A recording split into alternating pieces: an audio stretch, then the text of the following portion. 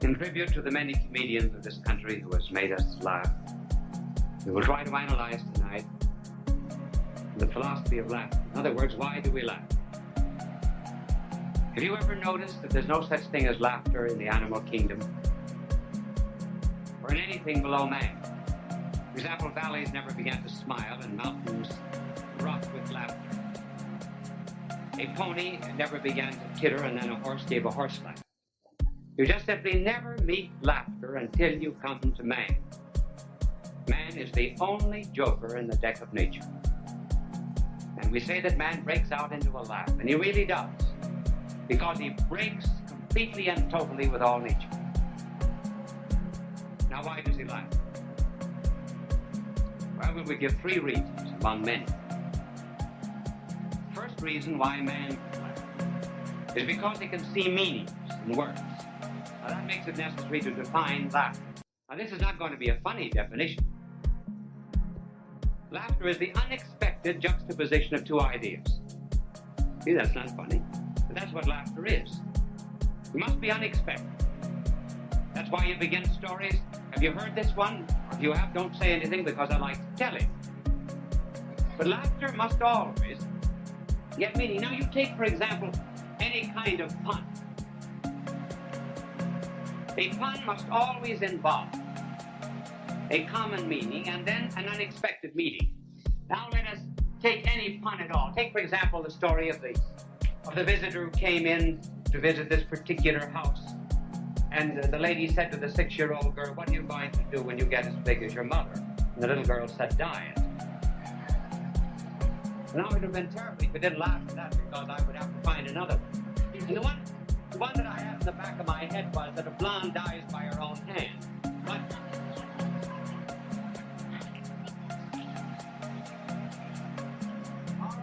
you like the second one better. We'll use that.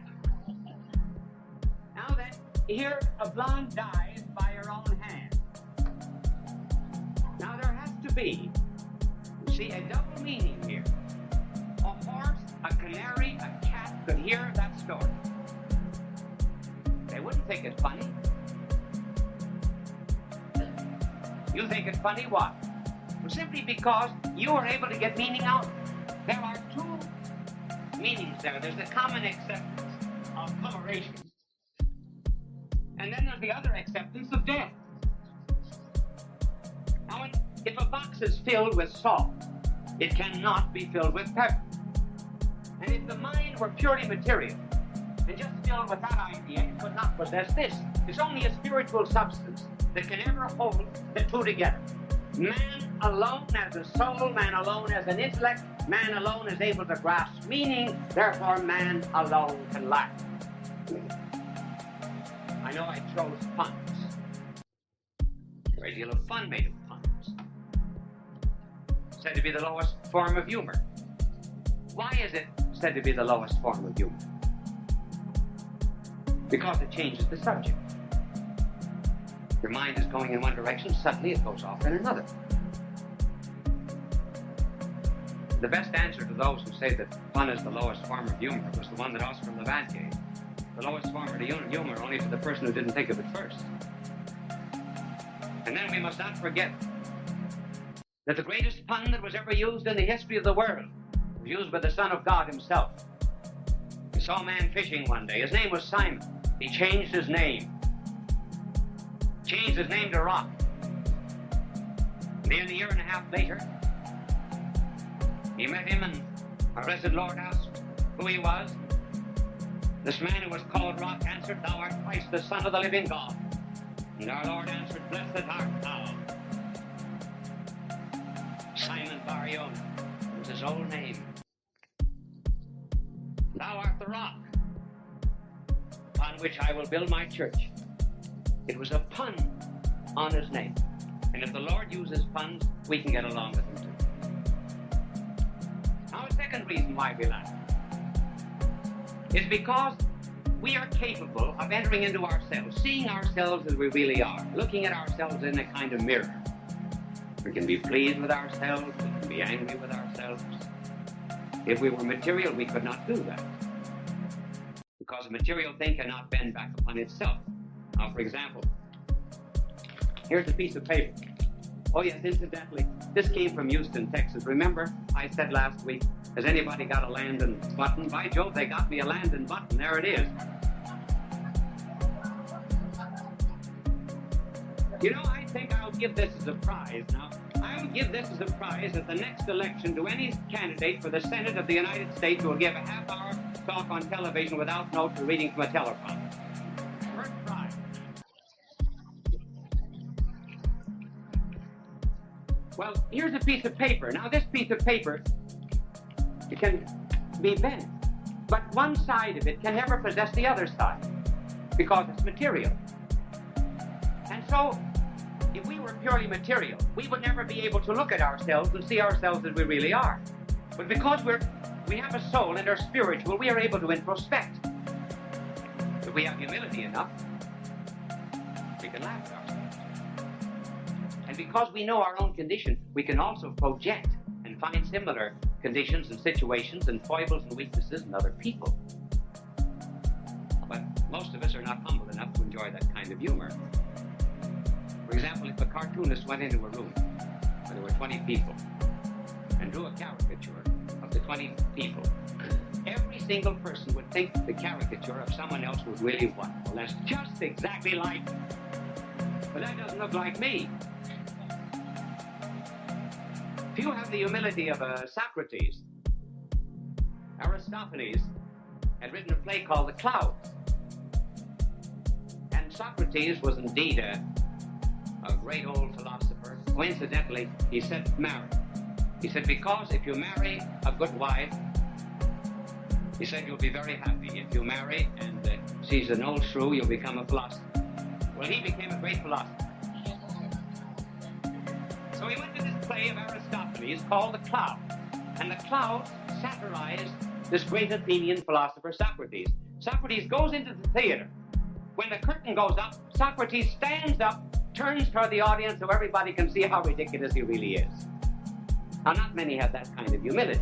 But at any rate, Socrates looked inside of himself. Then there's such a thing, for example, as the mimics.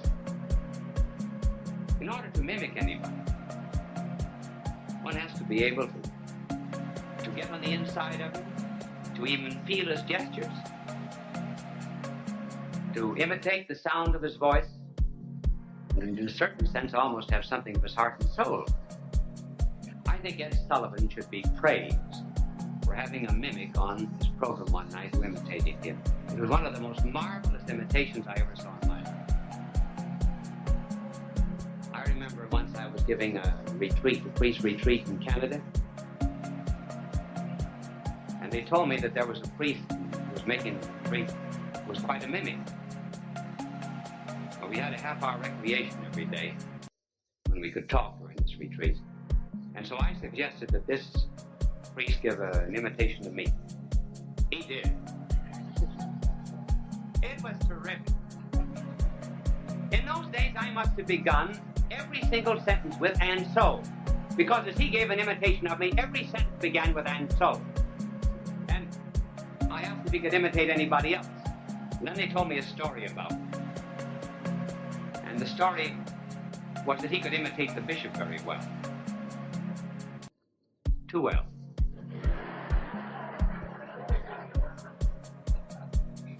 One night he called up two professors of the seminary who were very anxious to go to Oxford in order to do further studies in Latin.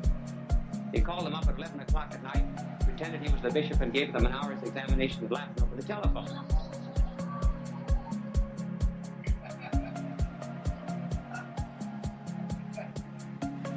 But I think the worst of all was way off in the outposts of this diocese in Canada. This priest was having 40 hours devotion, and this priest imitated the bishop and said, nobody ever gets out to your 40 hours, so I want to have a big crowd tonight on the altar. And he said, I want you to have the 20 priests who are within an area of 30 miles of you to come to the 40 hours. You call them up. I will be out there, but I want to meet all of the priests 10 miles from the church. Each of them must have on a silk hat. There was only one silk hat in an area of 100 square miles. priests wondered why the bishop wanted them to have on silk hats. They all gathered 10 miles from the place, and of course the bishop didn't appear. The priest was changed later on.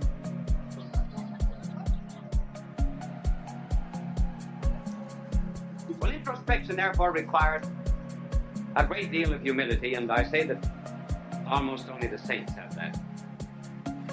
But do you notice today that there's very little mimicry and very little satire in the theater? Because if this is the only world there is, we've got to take it very seriously. It used to be 20 and 30 years ago, we used to laugh at dialect stories, Germans and Irish, Jews and so forth. Now, you can't tell them anymore. This is serious business. Tell a story about an Irishman and you get 20 or 30 letters. They used to pat you on the back. And the same goes for all the others too, let me tell you. But we're losing something, probably because we've lost the sense of introspection. And then finally, there's another reason for laughing, and that has to do with the fact that we have a body just as well as a soul. See, we are citizens of two worlds. We have matter in us, and we also have spirit. Something of time, something of eternity. We live in a world of fact, sheer fact. We live in a world of value. In order to produce laughter, sometimes there must be contrast between the two. There must be incongruities pointed out. There may be exaggerations, or there may be a degeneration of one value in relationship to another. If there were only matter in the world, nobody would ever laugh. Carbon never laughs. If this world were entirely ridiculous, nothing would be ridiculous. The only reason anything is funny is because it's in relationship to something else that's not funny. For example, you're walking along the street, there's a dead animal on the curb. Cat. And you just simply observe a matter of fact that the cat thinks. Well, not suppose.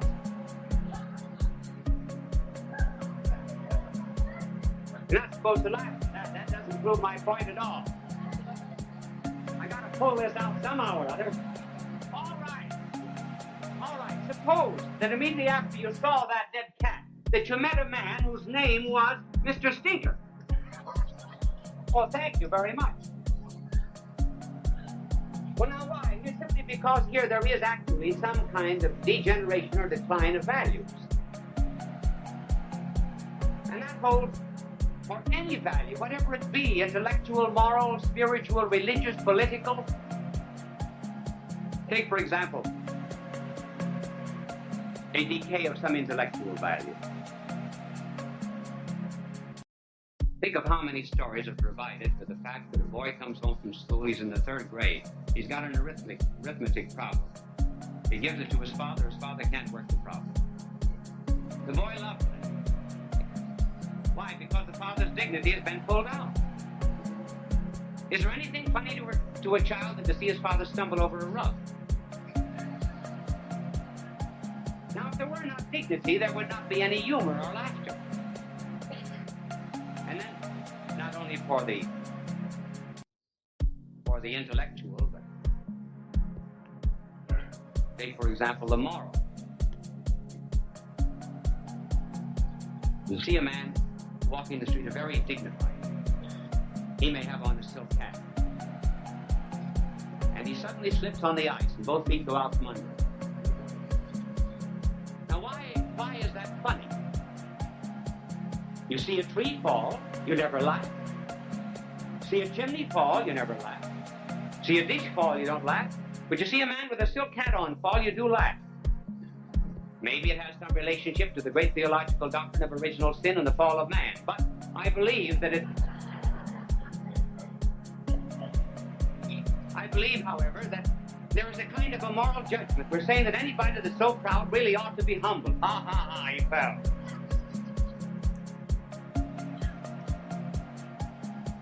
Then there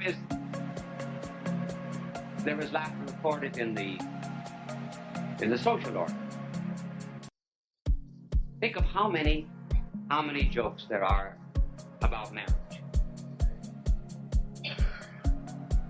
Well, it's because there's contrast between the seriousness of marriage, a certain amount of lightness.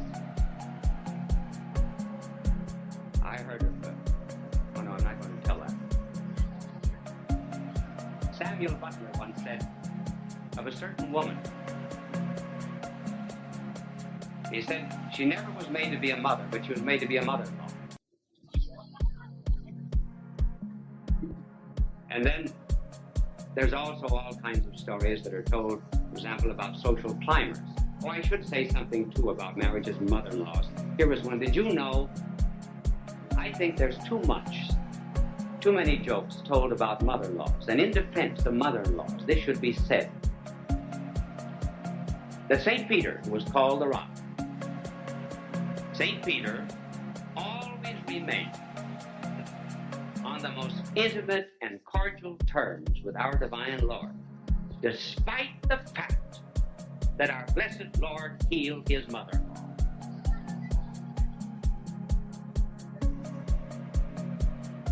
Then, there are the incongruities of the social order.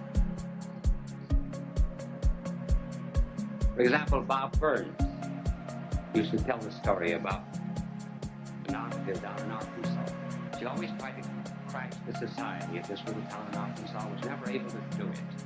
Finally, she succeeded in inviting all the great ladies to tea. Her husband was not very social, so she sent him upstairs, and she said, "Don't you dare come down while any of these women are in this house. Don't you dare." And she served tea to the ladies. Everything was getting along fine. But after an hour, there was a voice heard from upstairs, shouting down. And the voice said, "Ma, there are only clean towels in the bathroom. Is it all right to start one?"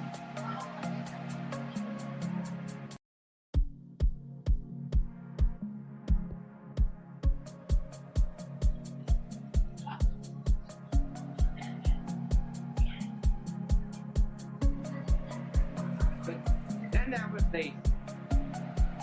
the story also of this poor henpecked husband. His wife always insisted on buying his clothes.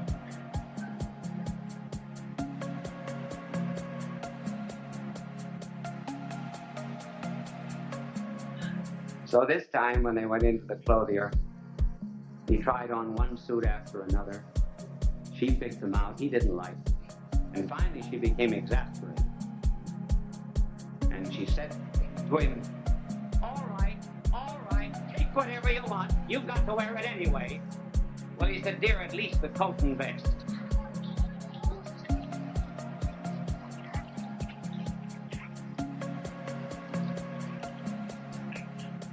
Well, the point we're making is that it takes a world of fact as well as a world of value to make anything humorous. That is one of the reasons why there can be so much humor associated with very serious subjects. The more serious the thing is, sometimes the more light it can be. There's nothing funny, for example, about a dog running down the street, but a dog in the middle aisle of the church is about one of the funniest things that you could ever look at in the world. And then the remarks of children in church are always very funny. No, I won't tell that one either. For example, you often see men walking the street with their hats on the side of their head. Nothing funny about that. But suppose you saw me coming down the middle aisle of a church like this.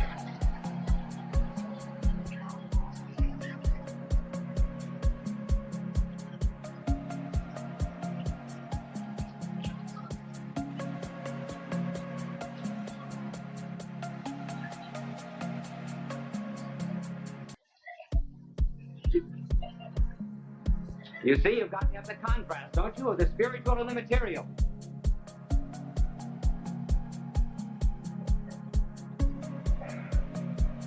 There therefore can be laughter when there's a decline in some way of values, such as here the decline of the spiritual and the contrast with something that is less spiritual. If one ever carries the decline of values and of the spiritual a little too far, then there's no longer laughter. then there's villainy. That was why Aristotle said that laughter must never go to the point of giving pain. Certain people do things when they're well that are very funny. And they do things when they're sick. And when they're not laughing, that's because why? The sick are very close to the destruction of all values, or the greatest of all value, which is life. And therefore, they're not to be laughed at.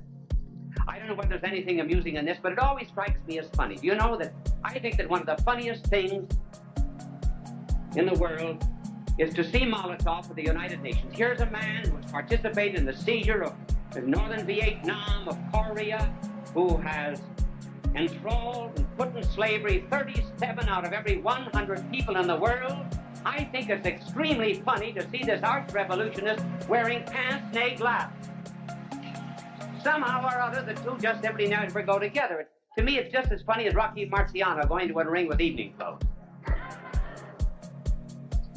Well, see, behind it all is the fact of play. Laughter is play, and particularly the kind of laughter that has no purpose. Something that's just very amusing. Funny things, nonsensical sayings like, "What do the moths eat before Adam and Eve wore clothes?" Makes no sense. It's something like the play of children. Here they are, hitting tin cans with sticks. Something also like the play that there is of an adult on Sunday afternoon just watching the clouds float by. Something of the play that there is in Bach, in the fugues of Bach and Mozart. One almost feels that they could go on forever. There's a joy in contemplation. And that is why I think our blessed Lord said that we had to become like children in order to enter the kingdom of heaven. Like children in order that we might enjoy play.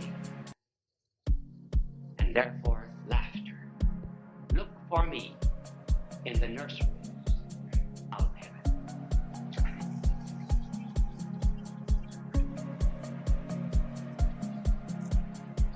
Life is Worth Living is a production of the World Mission Aid Society, directed in the United States by Bishop Fulton J. Sheen, from National Headquarters, 366 Fifth Avenue, New York City.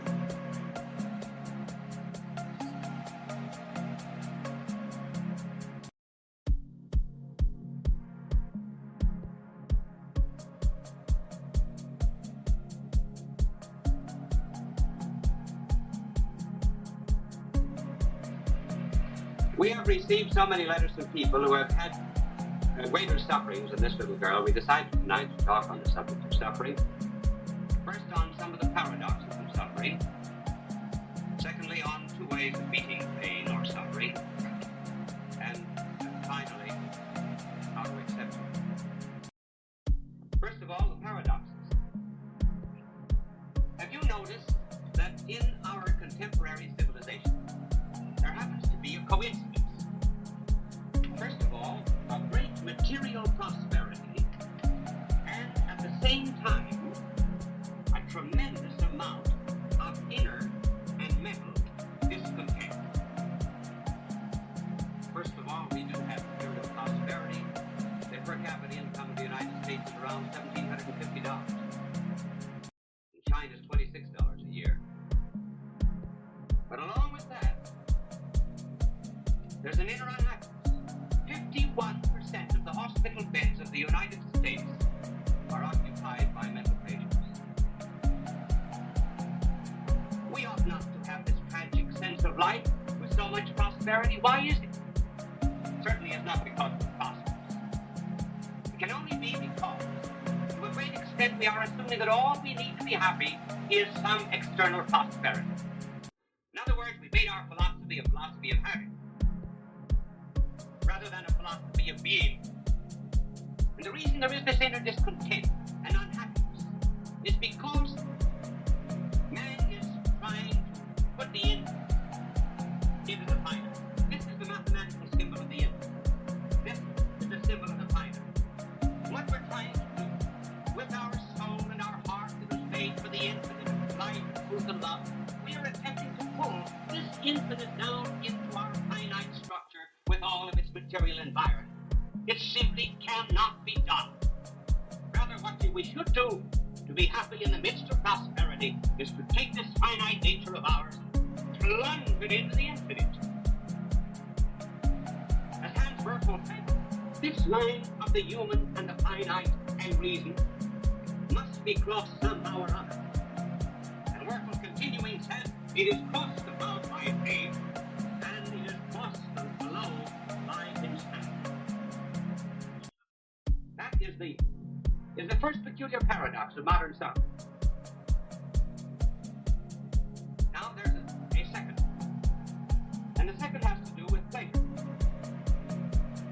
Have you ever noticed that we have a greater capacity for pain than we have for pleasure? For example, our pleasures are not always very enduring. For one thing, a pleasure can reach a point where it will give us pain. It can turn into pain. For example, tickling. And then also, have you noticed, too, that pleasure sometimes will go up like this, and then there will be a sudden drop. And finally, in order to get identically the same reaction, one must very much increase the stimulus. So we're not getting here, out of this life, all of the pleasure and happiness that we possibly can. But pain,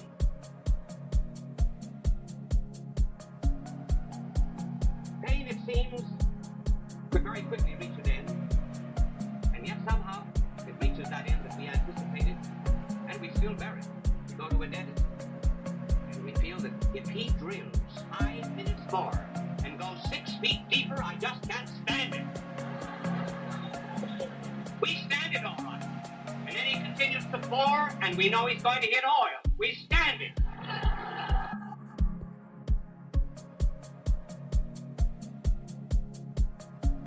There are many people listening to me in sick beds of suffering who felt that they should have exhausted themselves months or years ago, but they still can go on suffering.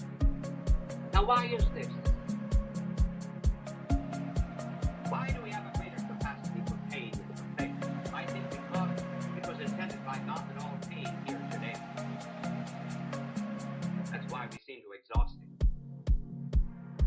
Because there will come another world when tears will be wiped away. The sorrows of this life are not worthy to be compared to the joys that are to come.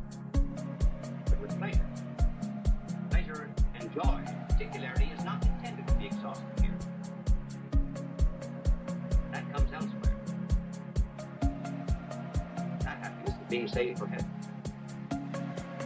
And if people understood that fact, they would be, well, less mentally disturbed, less inclined to go to the psychiatrist, because they've all got skeletons in their closet. They make no bones about it.